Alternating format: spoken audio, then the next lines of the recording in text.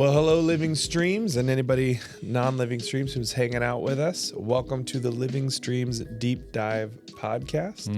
We just rounded the corner into a new series that is a pretty intentional follow-up to our last series, right? So we just finished out our series on... Connected, for sure. Yep, very much. So in fact, at some point in time, it was one series, and then we thought, we'll kind of...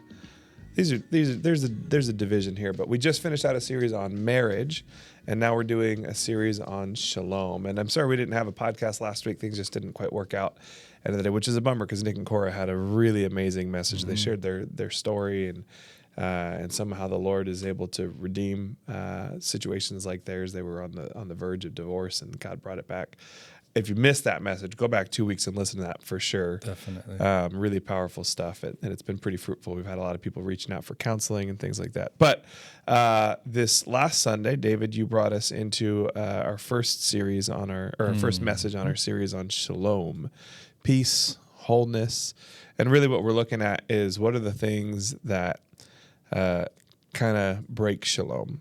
And what is the biblical pathway to finding shalom, to wholeness and peace and goodness in those areas. So we're talking about relationships and finances and sexuality and there's four. What one am I missing? Parenting. There we go. Family. Yep. Familial. Yeah. So we'll unpack that a little bit. But David, how's your week going? What's going on? Maybe a little health update. People were really worried about your health for a bit, and it seems like things are going pretty decent. Yeah, I'm doing good. I'm feeling pretty healthy. Yeah. Had a pretty good pickleball game last night with some buddies, and which is kind of a silly thing, but I did get an update from my endocrinologist last week as well that I'm a 15 on the TSH. Which is some sort of thyroid thing. Everything else is normal, but that's the only thing that's still not normal. I had a few abnormal things. They've all gotten normal. But basically all that means is my thyroid is not quite producing, it's not working quite the way it's supposed to. Yeah. I'm supposed to be a 0 to 4. I'm a 15. I said, well, what's the worst you've seen? And the lady said, over 100. Yeah. So, not one of those chumps, you know? Well, not really. They're not a chump either if they're over 100. But, so 15. So it's very minor. And all I experience is if I do like 30 push-ups, I just feel my right here at the bottom of my throat just starts to twitch a little bit and maybe a little pressure.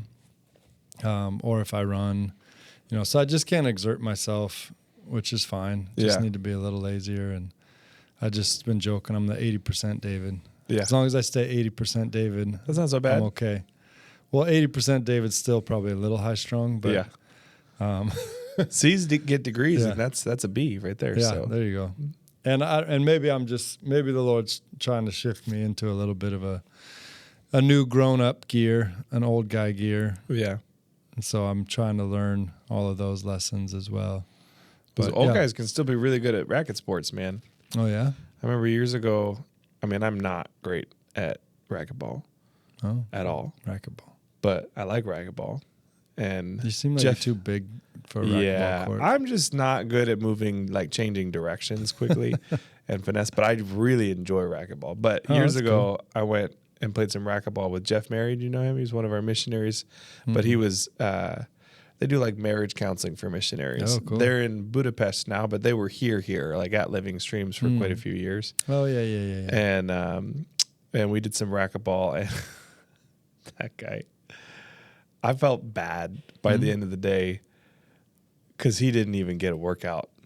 Oh. I don't know if he ever had to move more than like 2 feet around the court, and he just demolished me. He didn't break a sweat even for 1 second. I'm running around, bouncing around the walls. Yeah, and he's not that old of a guy, but he's old enough. But I'm pretty confident that guy he'll be 80 years old and still destroy me at racquetball like without having to move. Assassin. It's just the finesse. Racquetball's so loud. I just remember that too.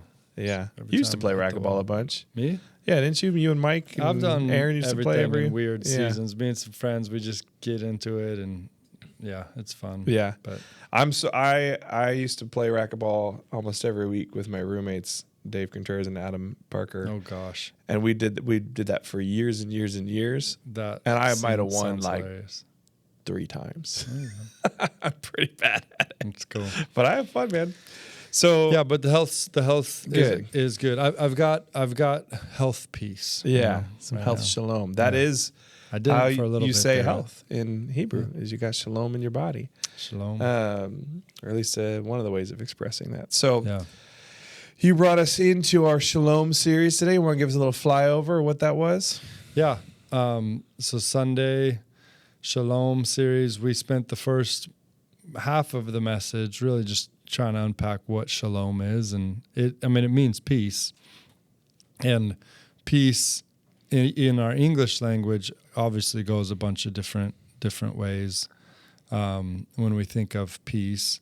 But usually it is in connotation with war and peace. It's the opposite of war. So, the big movements in the 60s was we don't want war anymore. We want peace, which is the absence of war. But peace is also more than that. And I think really in the Hebrew language in particular, the word shalom, which is translated peace, it's just so much bigger than that and so much more intense than just the absence of war. And the 4 things that I put like a big picture. It's funny, I actually found pictures that had the most pixels for the first time. Because we have that big screen in our sanctuary and it's a big room. And sometimes I'll find a picture like, oh, this picture is great on my computer. And then I send it in to the notes and then they pop it up on the screen. It's just this like tiny little pixelated thing.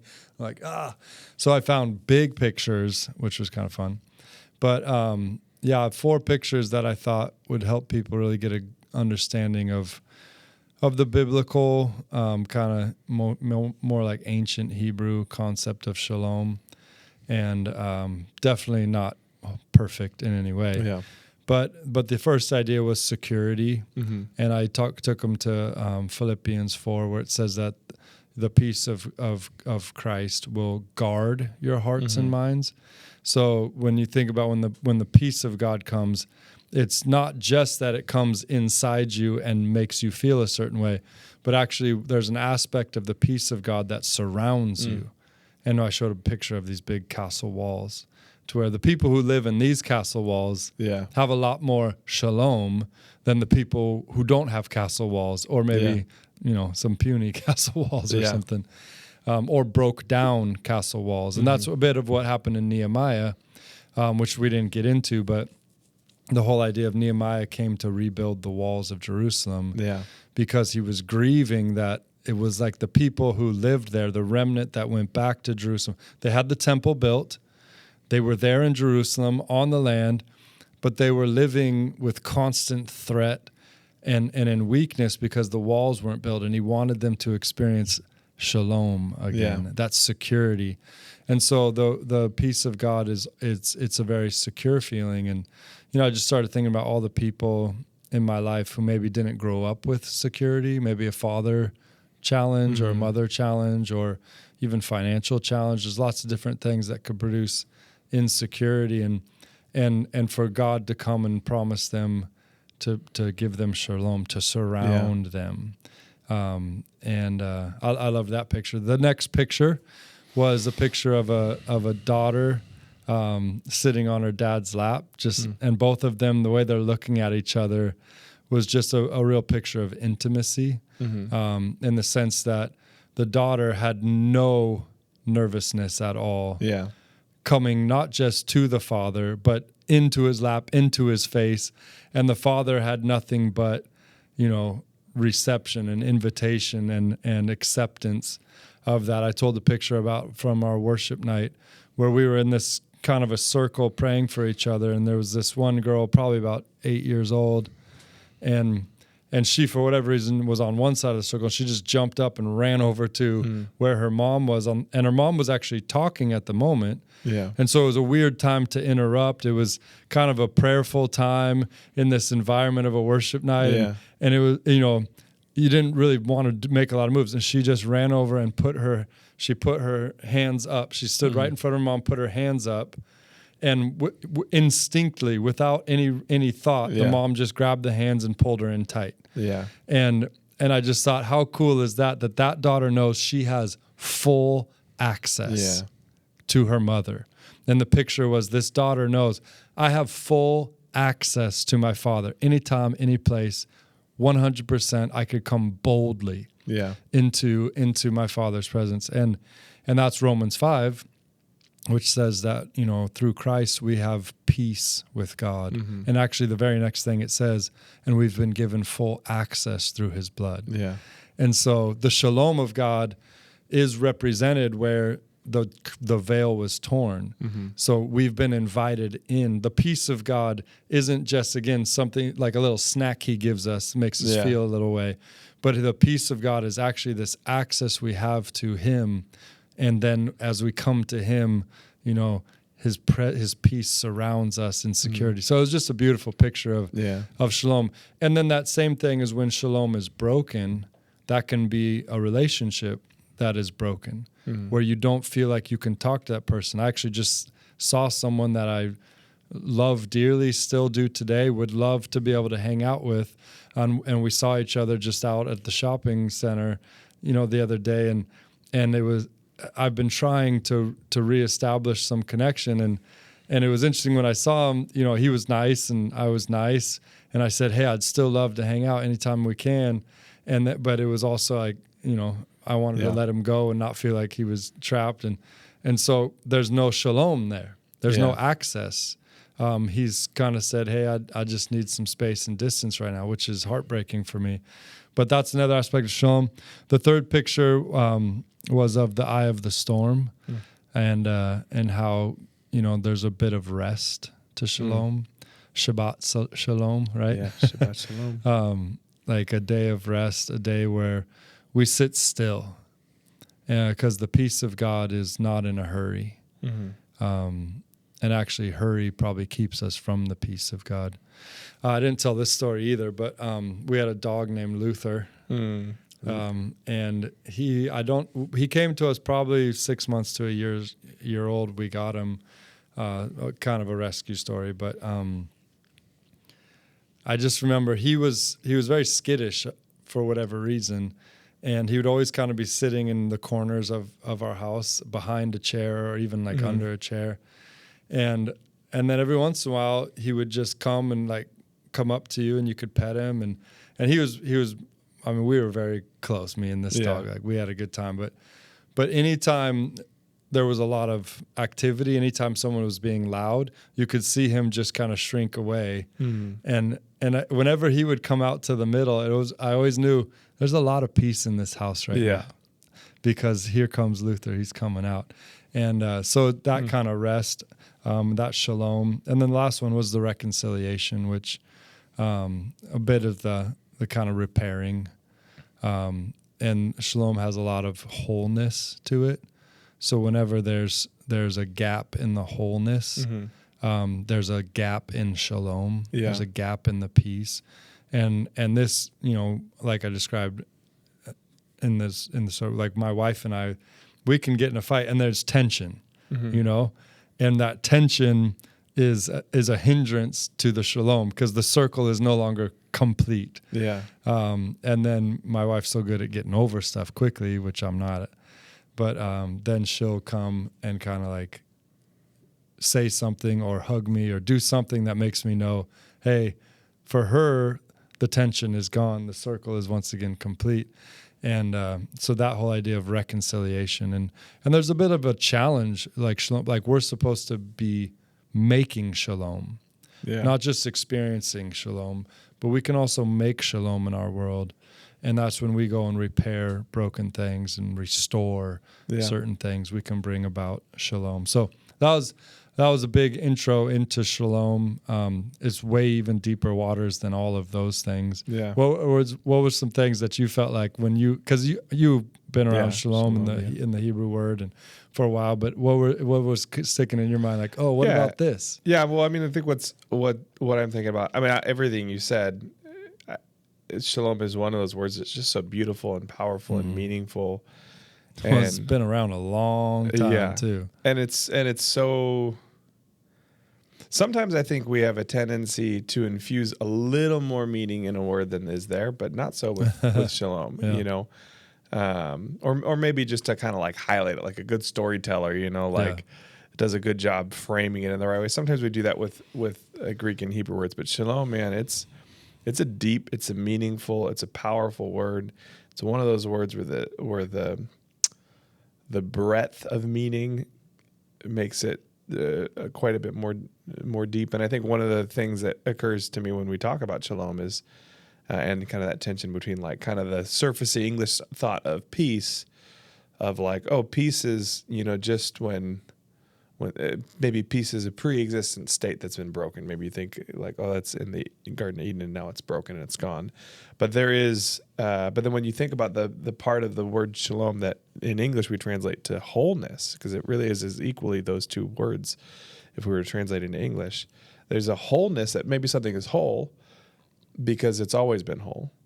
But also maybe something is whole because it's been restored, because it's been rebuilt, because it broke off and it got added back in, or it's been rebuilt. And that's a lot of the imagery you're talking about is using that. You're talking about even Nehemiah rebuilding the walls. You're talking about reconciliation and relationship. It's in your health, that's the thought process. And health is like, hey, when your body is whole, when your body has shalom, that's when you're healthy. When something is missing, out of alignment, out of peace, that's where you're unhealthy, right? And so even part of that thought process of like, okay, what do I add back in to make my body healthy? And you can think of someone maybe who's like malnourished, right? Like your body lacks shalom because it's missing something. It's not whole. And so let's reintroduce that thing. Let's add that thing in there. So I think that component of shalom, which again was coming through really strong in your message and your recap just now.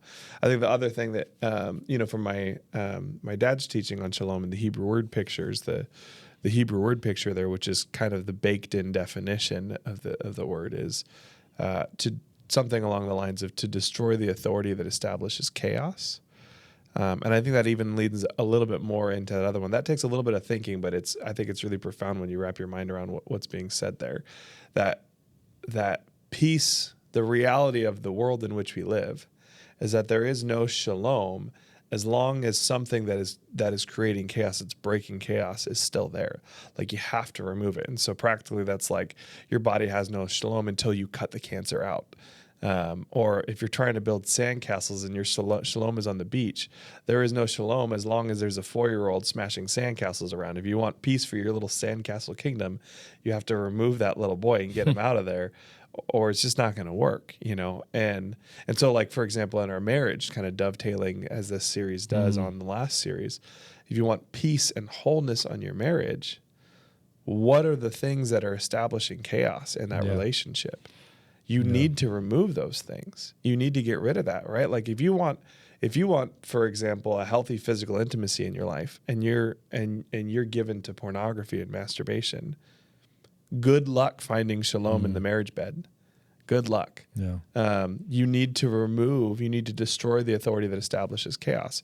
If you want good, healthy communication between you and your spouse, but you have a bitterness towards them and an unforgiveness, good luck communicating well if you don't remove that thing. You know what I mean? If you want peace as a single person, whether for a season of life or whether as a calling for the rest of your life, if you want peace in that, again, also, though you could point to both of those things that we just said for the married person.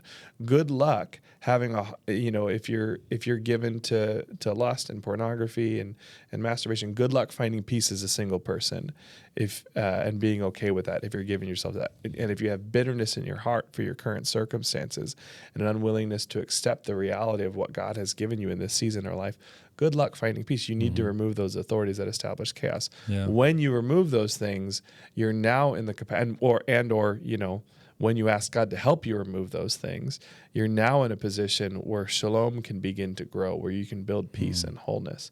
And without those, it's not going to happen. Yeah, it's interesting to me because shalom obviously is such a big word for the Hebrew people, for Jewish people, and always has been. But when you think about that little plot of land, right, and what they've experienced throughout human history, it's just been such a war-torn place. Yeah. So it makes sense that this word would become such a special word for the people in that language. because of just constantly been conflict all around them. And what they're longing for and looking for is shalom, shalom, shalom. And then to pronounce that to each other, like, as a greeting or even as a farewell, it's just a beautiful thing. And I don't know how it all works, kind of in the eschatological sense, right? Where how it all plays in, but we're always going to be short of full shalom. Yeah. Until the day we go to, be with Jesus, or Jesus, establishes his kingdom and things are new heaven and new earth. There's always going to be a bit of a gap in shalom. Yeah. And so again, it's not like we're saying, Jesus came to give us shalom, and if you're not at peace in every area of your life, you don't have Jesus, or you're not trying Jesus hard enough, or whatever it might be. No, it's not like that. But you can have peace, which in the Greek word is the eirene. You can have the peace of God in the midst of brokenness, in the midst of the waiting, in the midst of all of those things, and that's a real gift. And I really did experience that gift. I remember when my dad when my dad had passed away, all of a sudden everything was gone. I mean, my shalom was gone. And the way I would describe it at that point was, it was like, for the first time, I felt like I was doing life without the net underneath. Like a gymnast who's walking across a tightrope or doing all these crazy aerial things. But if they fall, there's this net to catch them. And that was such a distinct image in my mind when my dad, was gone, that for the first time in my life, I was doing life and I was trying to be who I was called to be. And my dad wanted me to live bold and live, adventure. And so I still wanted to do all those things, but now I was doing it without this net underneath. Yeah. Now, again, I realized that Jesus, he is the net. He's always been the net. But it was interesting to just kind of have all of a sudden a big change in my own shalom, and yet over time, trusting the Lord has replaced all of that. And then I remember even when my mom was passing away, and kind of on her deathbed. I mean, there was about another month or so before she passed away, but I remember asking her, like, what is God saying to you? Because I didn't have any peace or any shalom at all. And she said that she was praying and she felt like God told her that his power is over her to heal her. And when she said that, then I said I was now I'm not at shalom. Now I'm going, so are we supposed to be hoping and praying for your healing? And she said, no. She said, what it is that God wanted me to know that his power is all over my body to heal me, but he's not going to. But it's not like he's over there thinking about something else. It's not that he's forgotten about me, but instead, like, his power is just literally like pulsing all over me, is what she said. But he's not going to heal me because he's got something better. And the amount of peace that brought her, that word from the Lord to hang on to, was obviously amazing, because she was staring death in the face with perfect peace. Yeah. But I'll tell you what, that peace was something that gave me peace. Just watching her have that peace as she was facing that really did help me gain a lot of peace in the midst of that. So that's a bit of how the shalom of God, I think, works in the practical realities of life. Again, it's not that we're Buddhists and somehow we can, if we focus hard enough on peace, that we can escape from all of the human, feelings and emotions. And I mean, that's not peace. I mean, if peace can only happen when we escape, why don't we just do drugs? Because it's a much quicker way. You don't have to stare at your belly or anything. You just snort something and bam. You could be free. You could be detached from all of the things. But that's not the gospel. The gospel is that, you can not only stay attached to the real world, even pain, and experience a peace that is more powerful than the pain, but that peace actually in time does seem to help bring restoration even to the things that are painful, and to the point where now you can even talk about them, and you can tell the story of the peace of God in a way that's different from before. But I think about Shalom in that regard. And there's a hope, and you talked about this already, but there's a hope and a certainty for how it ends. For the places where it seems like, oh, where's the Shalom there? The gospel's the only thing that has a solid answer for that, which is it's coming. Like He will come and He will restore and He will rebuild. All things. He'll make all things new. Like there will be Shalom, there will be justice, there will be goodness, and and yet we get real access to a foretaste of that here and now. That is a really good thing. Yeah. All right. Well, so now we're going to kind of pivot a little bit. So one of the things that we did on the front end of the last series of the marriage series and of this series was we released a marriage survey, asked the congregation a bunch of questions, honestly got a lot of really helpful feedback, a lot of helpful information. So thank you guys, everybody who filled that out. It's been helpful for the series. It'll be helpful for future things. It's helpful for us pastorally, kind of knowing what's going on in the church, in relationships with people who are single, with people who are in marriages, people who are divorced, all that kind of stuff. But one of the questions in that was, hey, what would you like to hear discussed in a sermon series or podcast on marriage? And so we covered a good chunk of the things that got mentioned and questions that got asked in the 4 messages. But we want to take a little bit of maybe a segment for the next handful of podcasts, this one, and who knows how many in the future, but a few more coming up, and actually kind of give some cues to those A's, or some A's to those Q's, I should say, that got brought up. So I want to just kind of pull through that. I know you've got on your phone, I sent you a little composite of some of those, but one of the questions that we had asked was just for kind of people to rank order like a few dozen possible subjects. What would you like to hear discussed? And the top ones were communication, how to love each other well, holiness in marriage, unmet expectations, and conflict. Those were the top 5 things out of quite a few that we had listed in that question. So I think we did talk a good bit about communication. But maybe let's just kind of go first. Let's go through those, say a little bit of that, and then we'll actually go through some of the kind of fill in the blank questions that people added, the write your own questions, and we'll hit some of those. But maybe let's just talk a little bit about general quick nuggets.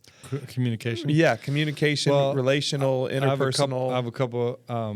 My daughter, I think, has a shirt that says something like, I'm not responsible for what my face is saying. Like, listen to what my words are saying or something like that, which is totally false, right? I mean, you are responsible for what your face is saying. And that's something my wife has told me. She says, I hear what you were saying, but your face was saying something else. And this is a bit of my theory because I grew up 3 boys and then I'm raising 3 girls. I think girls, could be wrong, I think girls are paying attention to things like face and tone, nonverbal, more so than guys. And again, I could be totally wrong with that, and obviously each person is specific.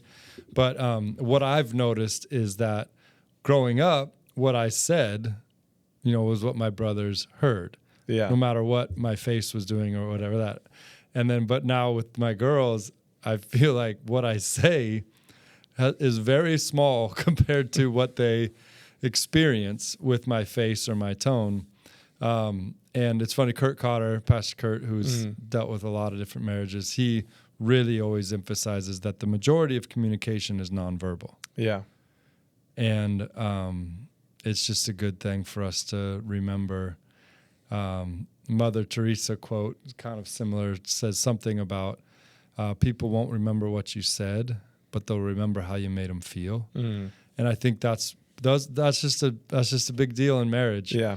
And really any relationship and family and with your kids, whatever it might be, the nonverbal side of things is a really, really big deal. And so if you're gonna communicate something that's heavy or potentially hard, the environment, the timing, your face, Yeah. and your tone is so important if you want them to actually hear what you're trying to communicate. So I remember just two of the great nuggets from my dad, who was a marriage counselor for many years. That I feel like if there were I could probably come up with a dozen things that he would say often that are marriage changing for the right couple and useful for most. But the two that I'm thinking about in communication was one when he would talk about the difference between the way men and women communicate about emotions and feelings, which is that essentially for a man, when we communicate about an emotion, we're communicating something of a decision that we've made. For a woman, and again, generally speaking, broadly true, plenty of exceptions, but we're talking in the aggregate, right? But for women, and I would say these are very broadly true, when they're communicating an emotion, they're communicating an emotion, like a feeling that they're having, right? So if I were, if you're 17-year-old guy, right, and you're telling your friend, hey, I like that girl, you're communicating not just like, do I have like feelings internally when I like am around that girl? I've already thought about it and I've concluded. Exactly. I like this girl. I'd like something to happen. Yeah. I'm discussing this with you. But if a 17-year-old girl is talking with her friends and says, I like that boy, that doesn't mean anything other than the fact that she is feeling that she likes that. Maybe she's expressing that she'd like to go on a date with them, that she's decided that it would be good to go on a date with him. But maybe she's just expressing, hey, I got feelings inside, And so, and I remember I had a youth leader years ago when I was a junior high pastor. It was a good friend of mine, and very much would wear her feelings on her sleeves. And we were good friends, and she would always communicate things with me. And she would come to me probably about every week or every other week and say, I just feel like I'm going to quit being a youth leader. Like this is so hard, and it's like, I'm the junior high pastor who's depending on this responsible leader, and she's coming every week and saying, I think I'm going to quit. She ended up staying on as a youth leader for years and years and years and years, and was a consistent, dependable, solid youth leader. And at some point I just had to realize she's just telling me that she's overwhelmed and she's pouring her whole heart and soul into these junior high girls, and it's costing her something. Yeah. And she's actually telling me how bought in she is. Which, I'm grateful for my dad. Otherwise I would have been terrified that I was going to use this great leader every week. And the other thing that my dad would talk about. On that note, the way your dad said it to me was, when a guy says, I think we should do this, he's already done. Yeah. He's already processed, and he's saying, I think we should do it. When a guy says, I feel we should do this, he's already thought it through, and then he's saying, I feel we should do this. That means it's done. Whereas a girl, when she says, I think we should do this, it means she's already processed emotionally and landed on this as the conclusion. Yep. That's been a huge key thing to listen to. When Brittany says, I think we should do this, I better listen. Yeah. Yep. When she says, I feel this, it's not that I shouldn't listen, but don't freak out. Don't respond to that. Yeah. She's still cooking, It's a feeling. And she might not even remember tomorrow saying this or whatever. Yeah. But that was really good, and I liked it because there's an emphasis of saying it's not like boys are more rational and girls aren't rational. Yeah. It's just, they actually arrive to things from the opposite spectrum. Guys kind of more emotionally come to a rational decision. Yeah. And girls kind of they rationally come to an emotional decision. Yeah.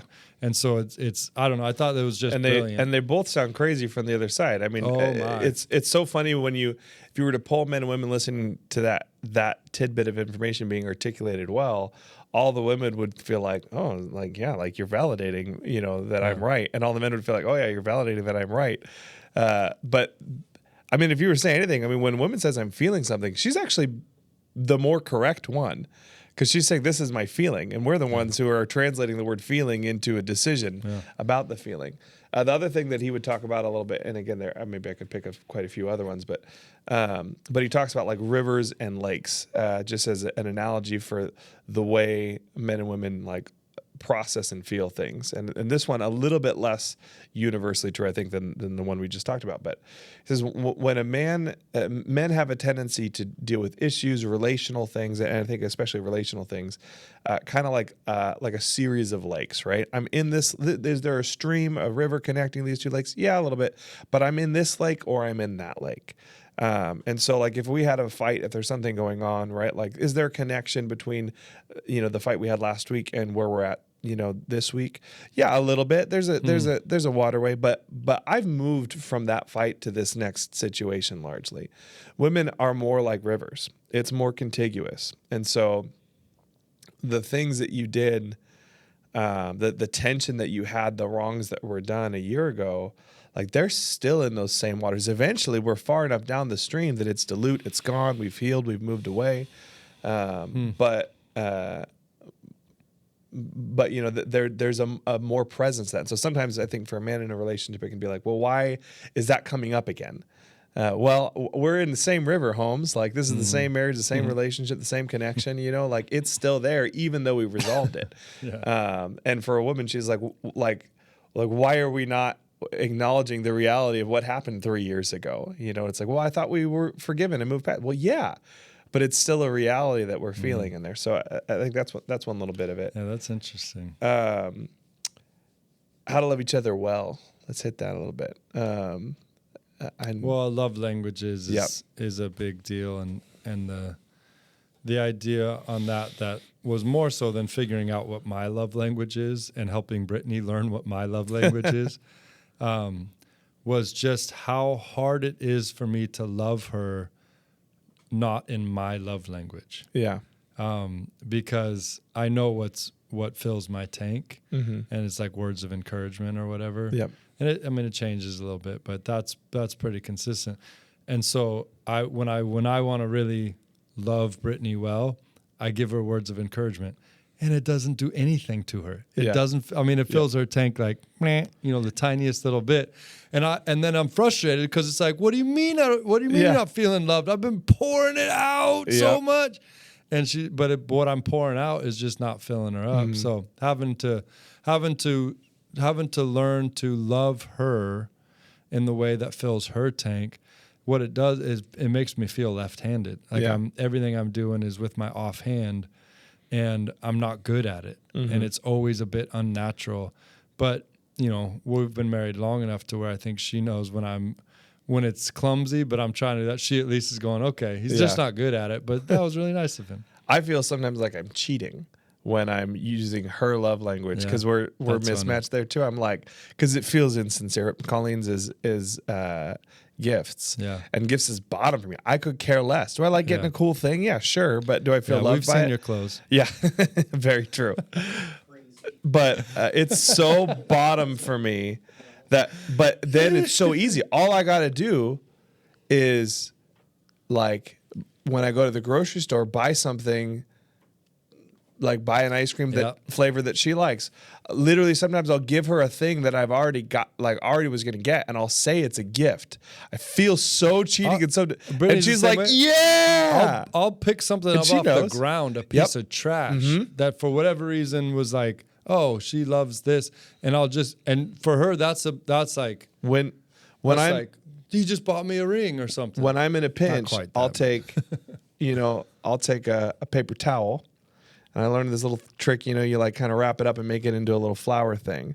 And I'll give that to her when I don't. And it's like, she's like, awesome. Or at one point I just bought like a 20 pack of scrunchies with cute dogs on it on Amazon. And I put that in my sock drawer and I pull it out whenever she's having a hard day. And it's so easy. And it feels so tricky to me. But she's like, this is the best in the world. Yeah. Meanwhile, same thing. Words of affirmation is a big deal for me. So I'm telling her I love her. She's beautiful. She's awesome. She's so great, giving her meaningful feedback on things.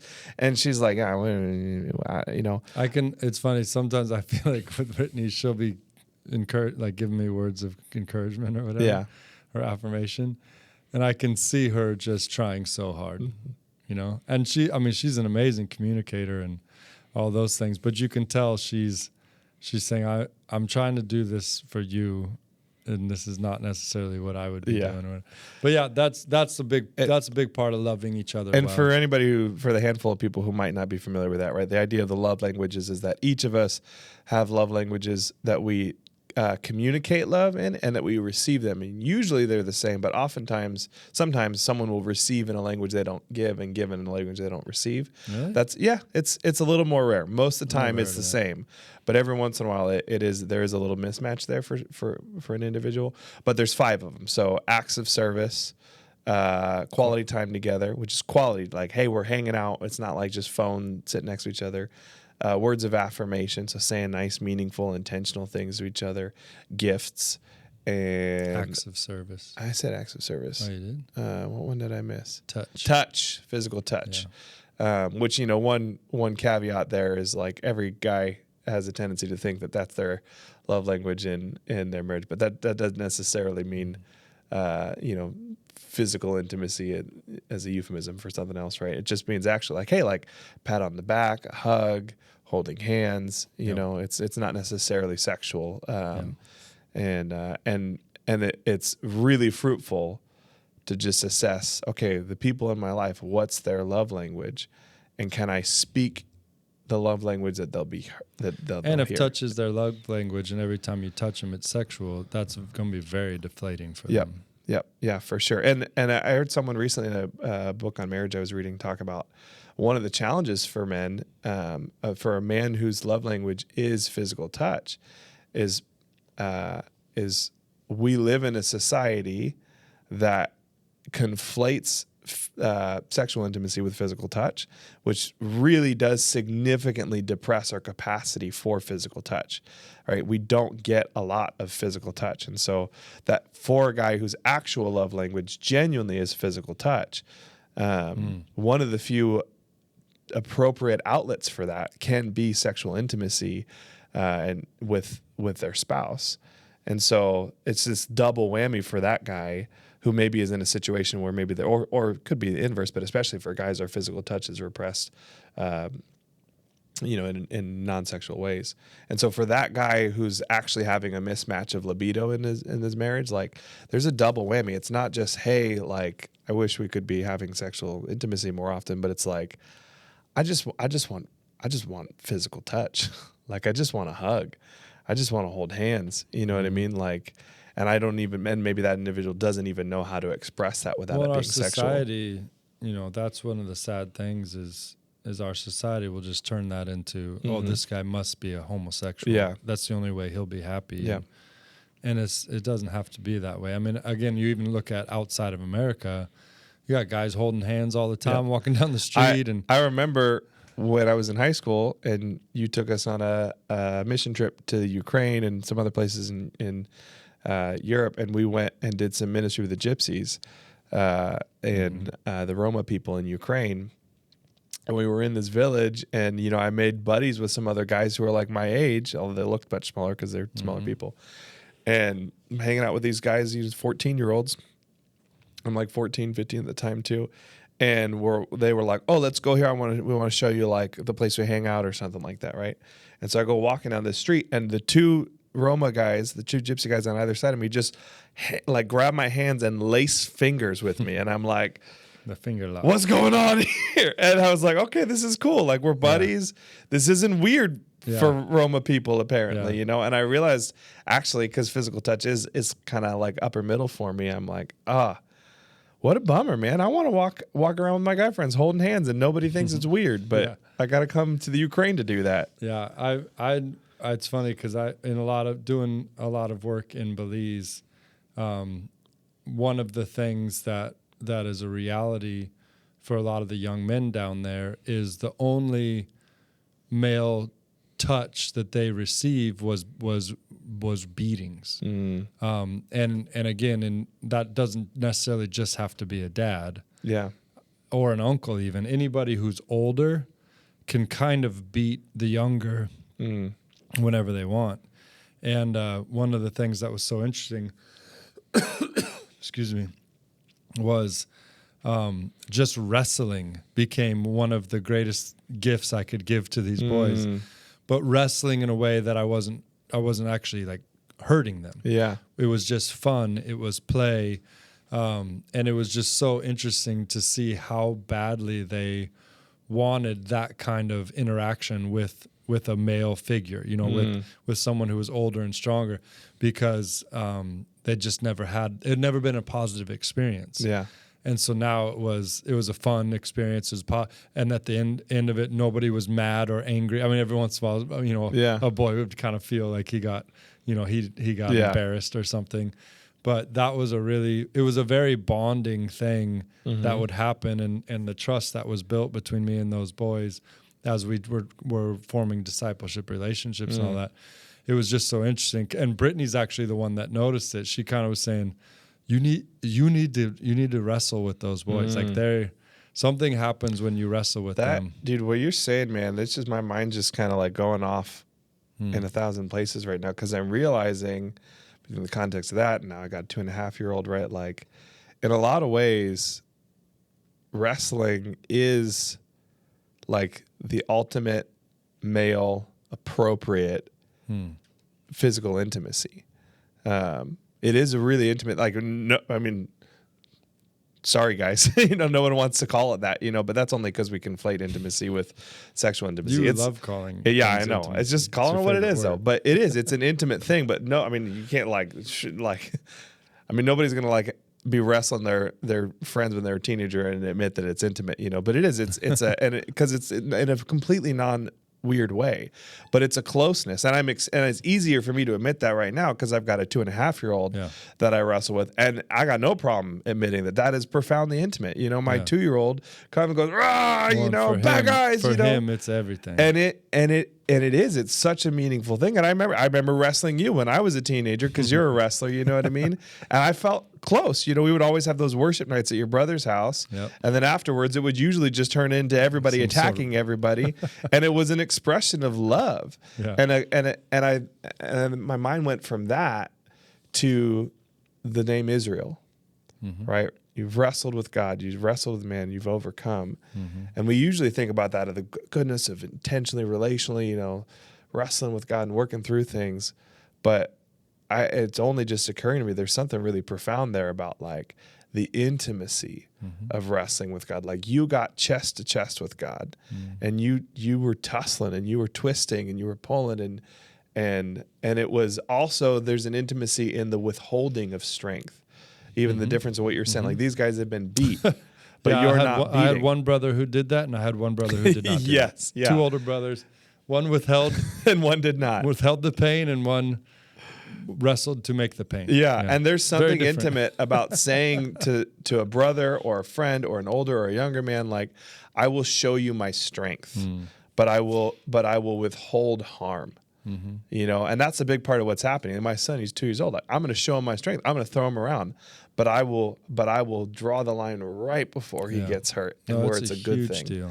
And the Lord does that when we wrestle with him. I will show you my strength. My daughters wanted to wrestle with me all the time, and in fact, in some ways, they still do. Just the other day, I don't know what it was. It was like they just wanted. I don't know what they were looking for. Maybe they all were just saying they were just needing some attention or something, but they just. We started playing this game with them where I said, you want to play Stop It? And they didn't know what that meant.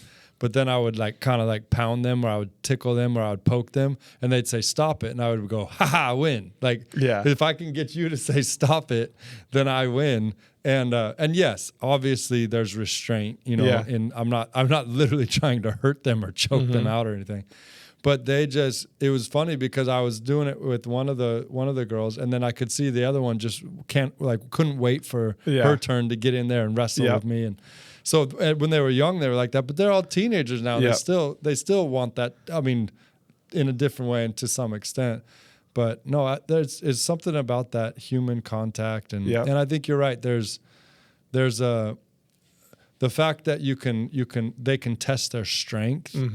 And they can push, and they could but then they also know you're not going to overdo it. Yep. Which I think my girls always say, "You do it. You're too hard." Or and it's like, well, I just want you to feel, feel the strength in some ways, and then it's so funny because then they all talk about they're like, man, it's just not fair. Guys are so much stronger.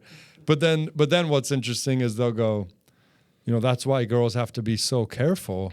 So it's funny because it's almost been a lesson for them to just go, don't think that, you're strong enough or you can handle it or whatever. You need to be wise. Yeah. And that's what my wife always is preaching to him. Like, you need to get out of there before there's any kind of situation because you're not strong enough. Yeah. Like, and my wife would say, even like the weakest guy is still going to dominate you. Well, and conversely, right? Like, as a dad to his son, who's it's still only 2.5 years old, but like his teacher told me a few weeks ago, like, hey, he's been pushing a couple kids. So we processed through that, like, and it's because there's another kid who's pushing him or whatever. But I'm like, I'm very cognizant of the fact that when I'm wrestling him, like, we're working through this. And even the difference between me and Colleen, right? My wife doesn't like it when he kicks her, even if he's being playful, right? So it's like, hey, buddy, like, we don't kick mom. Like, that's not okay. If you want to kick someone, come kick dad. As long as you're not angry, as long as your heart's in a good place, we'll wrestle.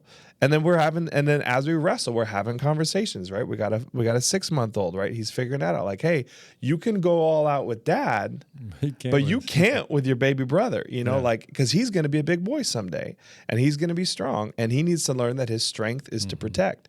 And so, wrestling's a big part of that. So we're still on loving the other well. Talking about wrestling, right? That's hilarious. I think maybe we'll do one or two more on from the questions bit. I think we can get through those other top questions, but I want to pull on a couple of the actual specific questions that people ask too, because we got a lot of these. It might take us a while to chip through all these in various podcasts, but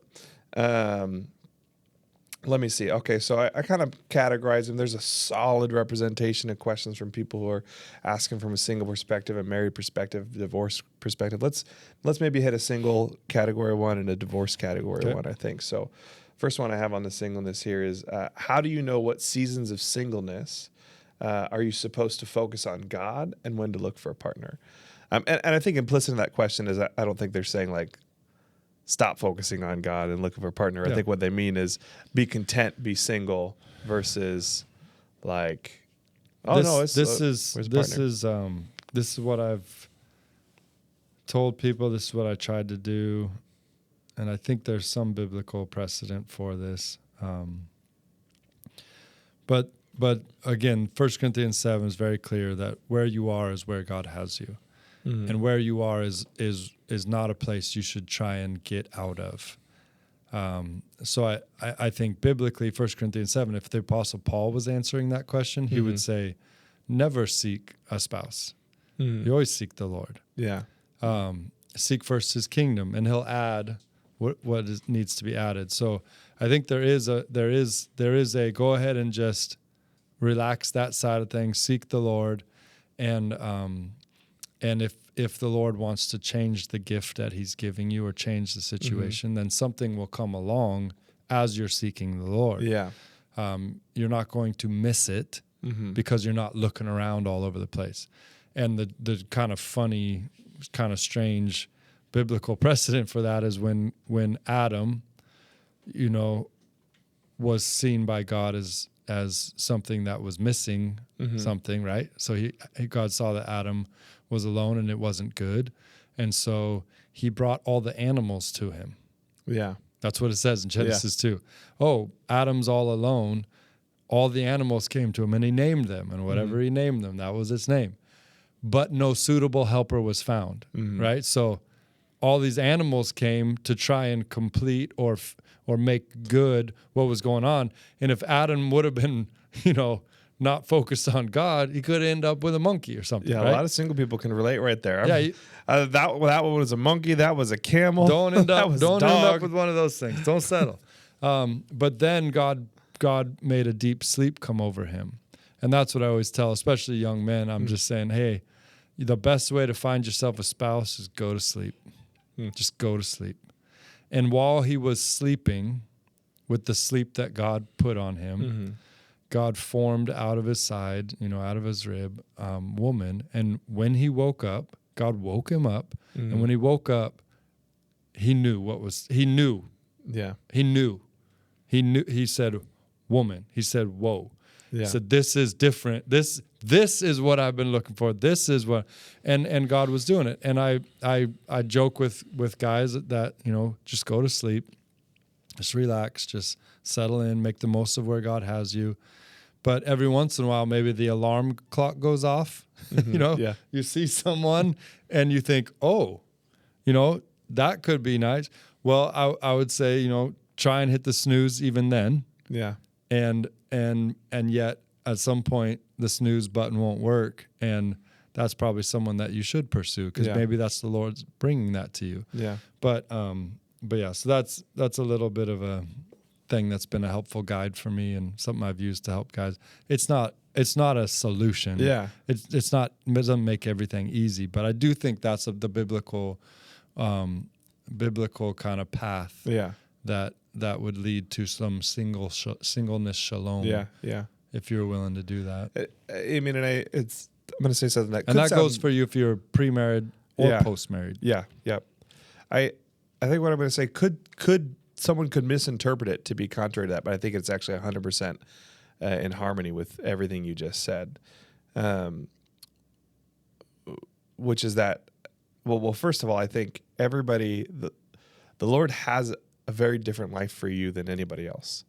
And in some other ways, very identical, right? And so the Lord's plan for everybody is different. We're looking for rules of thumb oftentimes in this kind of stuff. And maybe, generally it's more likely this and that, but sometimes the Lord's going to tell you to do the opposite thing that everybody else ought to do. Like if you're Hosea and he says, go marry a prostitute, that breaks all the rule of thumb I've ever heard, that's bad advice. And yet the Lord says, hey, this is the plan I have for you. This is a good thing. This is going to be hard and painful, but ultimately good and glorify me and be redemptive. So one is that, like, there's, but really what that falls under is, what is the Lord saying? Like, I think so much of the problem that we have is that people have a difficult time genuinely, like, waiting on the Lord. And that's kind of what you're saying with go to sleep. It's like, what is the Lord telling you? Go hear the Lord. What I'll often say to people is like, hey, if that girl, if that boy, if they're worth your affections, they're worth, hours, days of maybe even weeks of prayer and even fasting. Like, what is the Lord? The Lord's saying something. He might not be saying yes or no, date that person, don't date that person, marry that person, don't marry that person. He might be saying something that kind of breaks your paradigm, or it might be a yes, it might be a no, anything in between. But he's going to say something.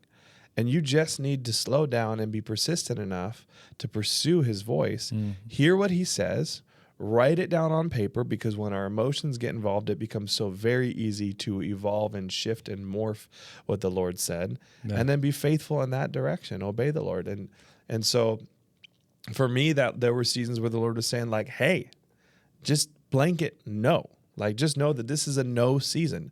Shut it down, run away. You don't even need to check in with me, this is not the season for that, And then there came a season where the Lord was saying, like, hey, actually, yeah, like I like take when the alarm's going off, when someone is pinging on your radar, like, feel free, take that seriously. And I got the gamut. I felt like there were times the Lord said, pursue this girl you don't like, which I was like, that's a weird one.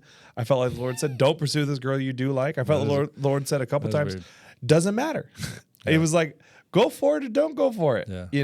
We'll see. And then ultimately, it's funny. I find myself in a season, I think because marriage series and just thinking about all those things. And for whatever reason, I've been coming across a lot of guys in particular who have expressed loneliness and frustration and the desire to be married, but they're in their 30s or something like that. And I think because of the whole marriage series, I've just become this guy where anytime I see, a girl who I know is in that category or a guy in that category, I'm just trying to connect them, and I'm very unsuccessful at it. But no, I haven't heard anyone, no one's been hurt in the making of this movie. But I'm like I'm an alarm clock for a lot of people right now, just kind of going, meh, meh, meh, meh. Like, what about this person? And it's funny that I have a whole kind of method that I'm doing with it. And yeah, I mean, there's been people who've said, yeah, I could be interested in that. But I do think that's a good place. If talk to friends about it, that's okay. I mean, I think that's fine. But I do think that, just pursuing the Lord and really making the most of where he has is the way to go.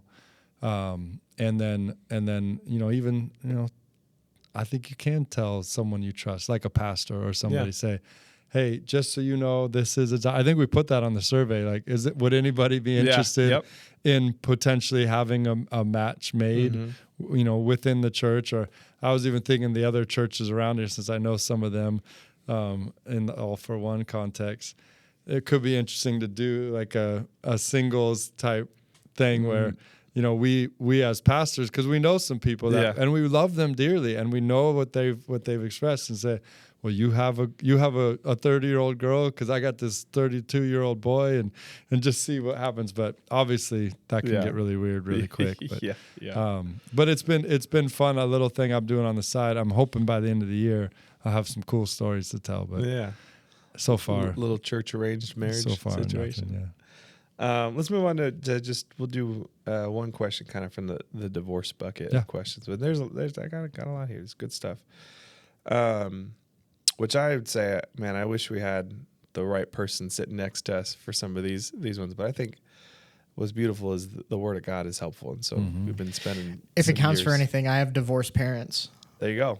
Okay. So I think, am I the closest one that can talk about it? Yeah. I'm just kidding. Yeah, I do have divorced parents, but I'm kidding. I'm so there being you an expert. So you can, shoot. I mean, and maybe you can answer What's the question? This one from the backside. So, how to deal with ex-spouses and adult stepchildren, spouse talking about you behind your back. I can actually talk about that. All right, there you go. I am a stepson. Child of divorce. An adult stepson. Bring the biblical wisdom.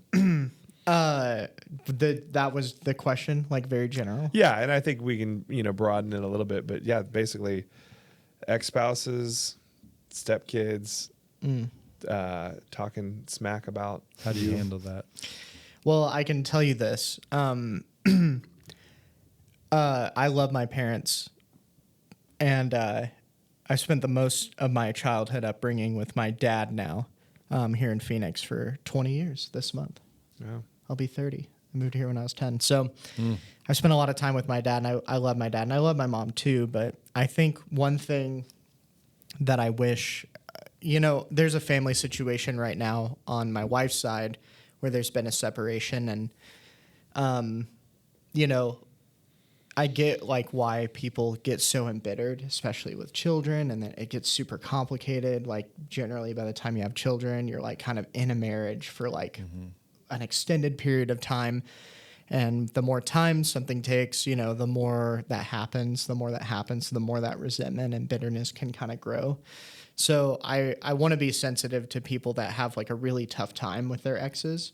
But as a child of divorce, I know some parents that are divorced that like let it rip around their kids about like the other parent. Yeah. And it's pretty common. Yeah, and I just get so sad about that. But I want to be sensitive to, like, obviously we're called to live differently as Christians and things like that. But I think there is something to be said about a divorce happening and there being a really excellent co-parent relationship, which I know from a distance and not having gone through that, but being, like, on the other side of that is really, like, probably easier said than done. But, like, you hear about like couples staying together for the kids, and like that's really admirable, But I almost wish like if you can't keep it together for the kids, if you're gonna separate, respect one another for your children, you know. Yeah. 1 Corinthians 7 again is the pre-marriage, marriage, and post-marriage. And what it says along those lines is for God has called you to peace. Mm-hmm. So if the unbelieving spouse wants to stay, then stay. Yeah. If the unbelieving spouse wants to leave, then let them leave. For God has called you to peace. And I think what Dalton you're saying there is,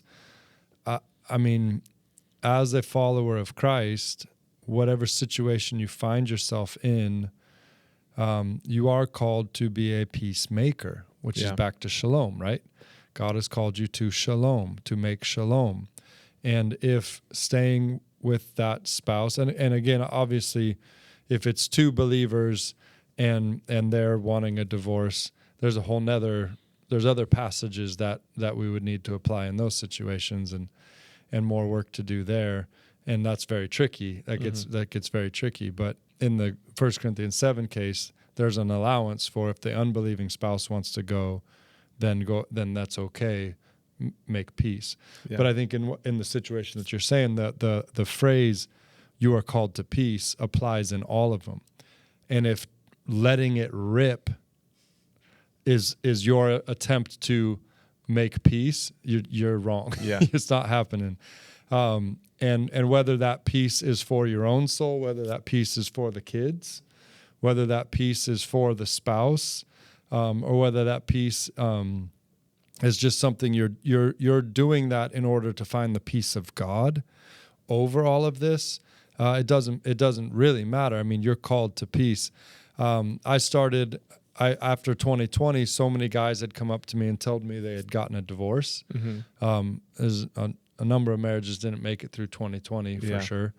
And lots of different situations. But I actually said, hey, why don't we all do a parenting book together? Because the one thing that I knew and they knew was God was calling them to be a good dad, no matter what happened with their spouse, right? So I said, let's just laser focus in on that. And so we walked together for a year or so, going through this book and meeting together. And it was funny because at first they just thought they were all coming to a parenting group. But then one day they all realized that I invited all of them who were recently divorced. And they were like, wait a second. And I was like, ha, gotcha. But I just walked with these guys, and walking with them, I mean, in one sense, it really, really, really deepened my faith in God. It really, really encouraged my faith to see how much agony these guys were in, and yet still trying to follow the Lord and love their kids, and even love their ex. And some of them weren't quite ex yet, officially, and some of them were. Some of them were, somewhat peaceful relationships. Some of them were absolutely lawsuit, angry, hatred relationships. But to see these guys care for each other and bleed together, it was an absolute thing of it was just treasure. I just picked up treasure every time I was with these guys. And one of the guys that I asked to kind of help me lead the group, very, very early on said, we will never speak ill of our spouses. We will never do that in this group.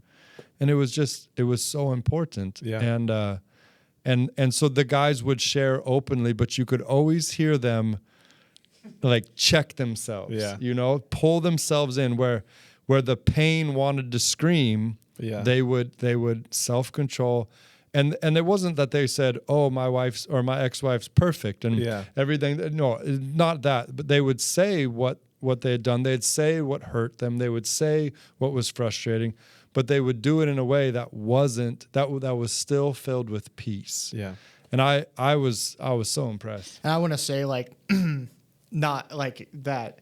There's real situations where it's the reality of the situation is super complex, and that like there's abuse or there's infidelity.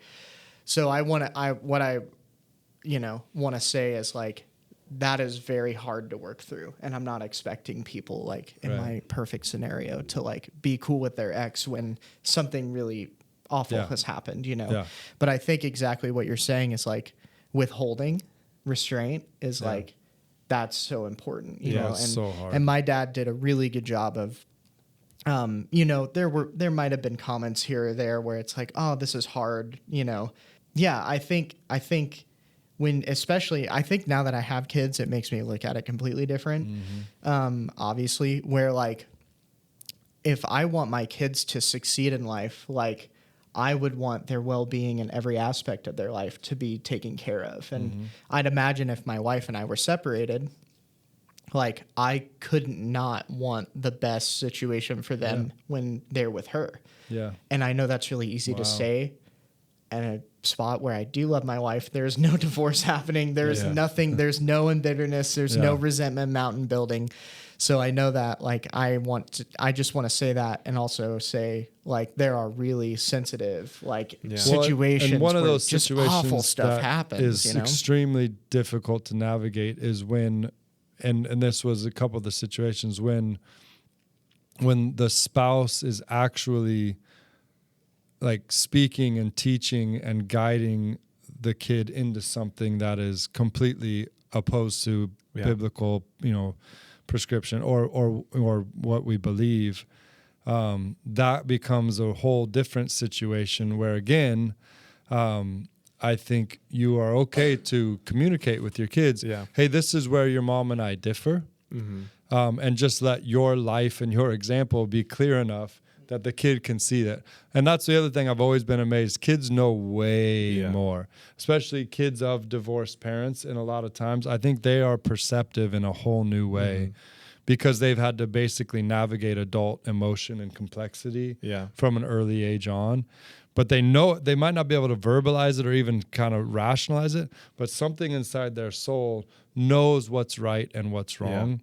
And so those are completely challenging situations. So in no way am I saying you can't disagree or say your mom said this and I feel the exact opposite thing.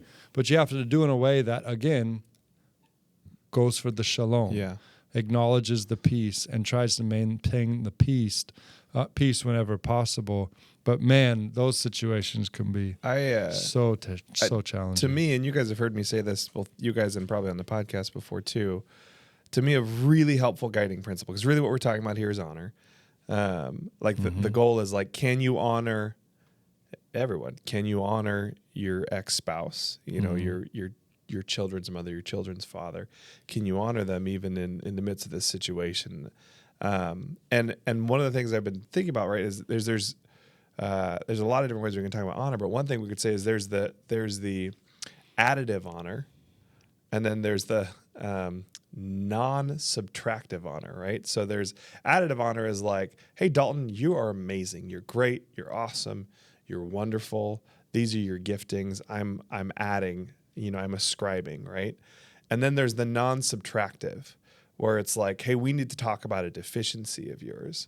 And I could say, so maybe Dalton's got bad breath, and I could just say, hey, you guys don't know because you guys aren't in the studio here, but it smells like some serious halitosis in here. Dalton, what did you have for lunch? And I'm shaming is what I'm doing. I'm maximizing the shame. Or, the non-subtractive thing would be like, cameras are off. I wait till David leaves. I pull you aside. I'm like, hey, Dalton, like, you okay? Like, you just, like, I'm minimizing the shame. Like, maybe can I buy you some toothpaste or what? Obviously, that's not a great example because you would just ignore it. It would be but like ascribing is really what that is minimum necessary shame is what I'm saying. The way I heard, I'm not exactly who said it originally, but Nick Orso actually taught on it. And he described honor as celebrating the good in another without stumbling over what's not good. That's a good way. And I love the celebrate versus stumble, and yet not stumbling over it doesn't mean you pretend it's not there or you never mention it or acknowledge it, but trying to make yourself not focus on that or only be about that, and that's what honor is. And he was saying in the context of honoring your father and mother, because we are commanded by God, 10 commandments, honor your father and mother. Some of those fathers didn't say honor them when they're there's great. A lot to stumble over. Yeah. Some of those mothers, there's not a lot to celebrate, but that would be what honor means in that context. And the same applies to an ex-spouse. And it's the use of minimum necessary shame, and that word those words minimum and necessary are key there. Because there are situations that require exposing some of someone's shame, but are you doing it at the minimum level? Yeah. So if your ex-spouse is, for example, leading your kids into something really destructive and painful, that's what you're saying is like, hey, there's like I'm not going to not disagree, and I'm not going to not let the kids know I disagree here, but but am I going to drag them through the mud and call them a wicked witch as I describe the way in which they're, or am I going to think, what is the minimum that I can shame my ex here in this conversation with the kids as I parent them towards a healthy path? It's the same. It's the same thing in a lot of ways with our political conversations these days, right? Where if we want to be able to communicate and understand, right now everything is just attack the person, and not the idea or the ideology, and that's not helpful. I mean, what's helpful is let's get the best ideas. And sometimes we just want to attack the person because we hate them because they're opposite or other. And I think that's what can happen in an ex-marriage situation is you just want to hate the person and hurt the person.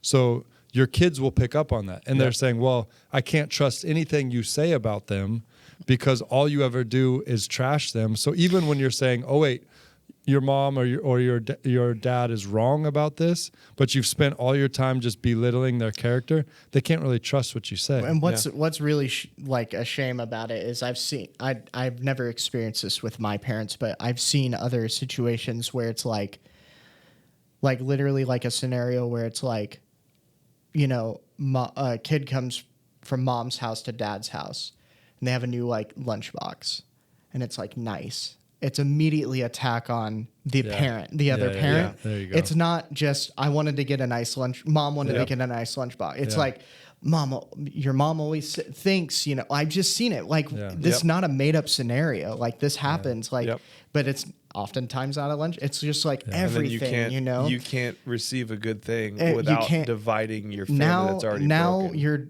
trying, I would imagine if you're a good parent who's divorced, you want to try to not have your kids, you know, get the the spatter on them from you know, your nasty separation. But that's like now the kid is a pawn in this game, and it all comes back to, and this actually, my message on Sunday ended with the biblical path to relational peace.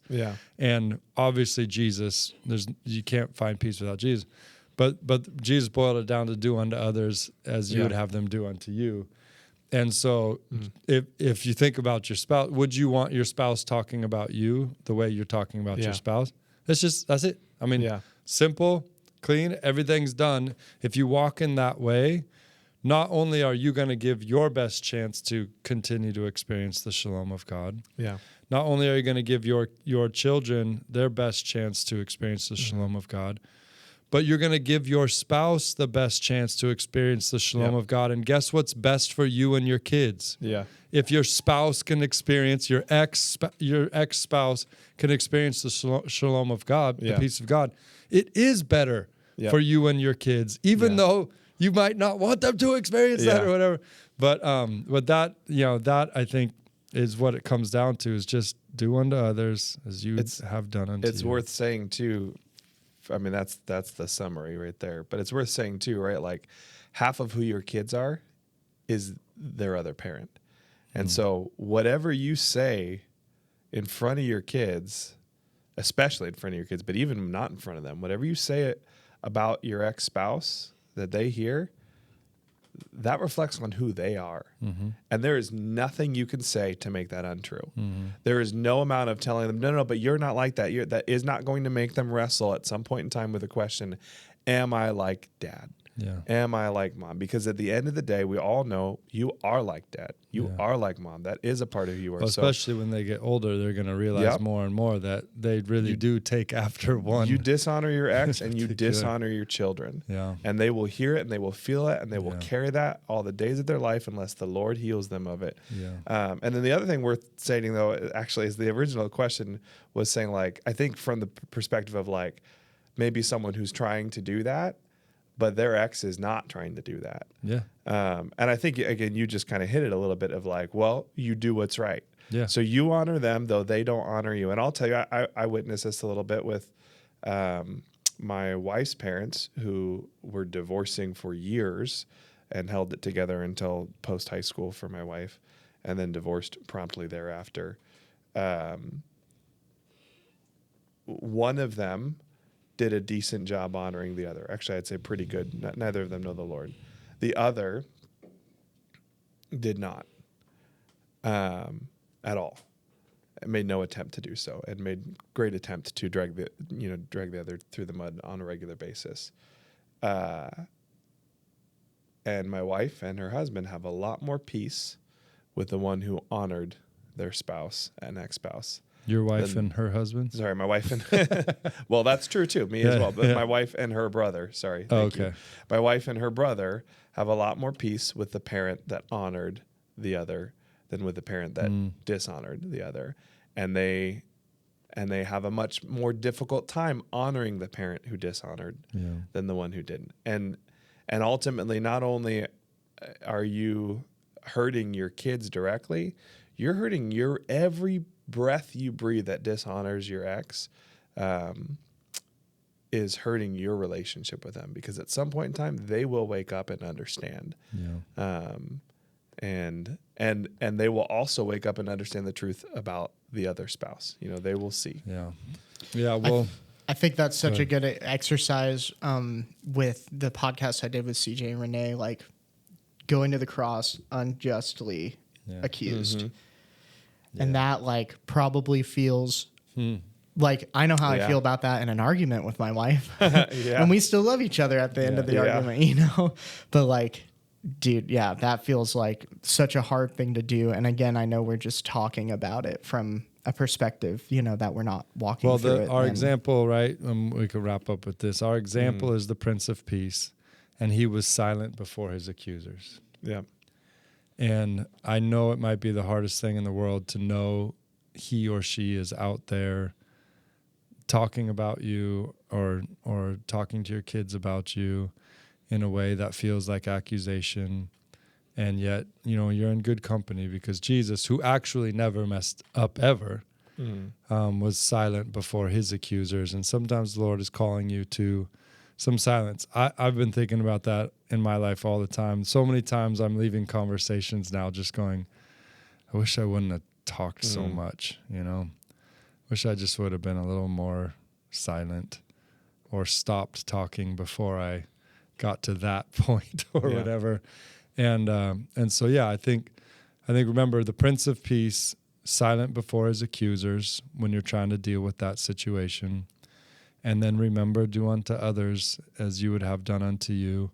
It might seem like a kindergarten rule, but it's golden for a reason, right? Yeah. It applies in every situation, and even in these very challenging ones. And I'm just so thankful for the Word of God. Yeah. That doesn't shy away from these things, that gives us what we need, and even though it's very ancient at this point, it still is so alive and relevant and poignant for today's society. But those are good to do those questions. It'll be fun to do that again next time. Good way to wrap us up. So, well, if you're still hanging with us, thank you so much for being with us, for listening as we talk about the Word of God and try to wrestle with some of the questions that you have, and maybe wrestle with the Lord, have some of that profound intimacy with Him. So thanks so much, and we'll see you on Sunday.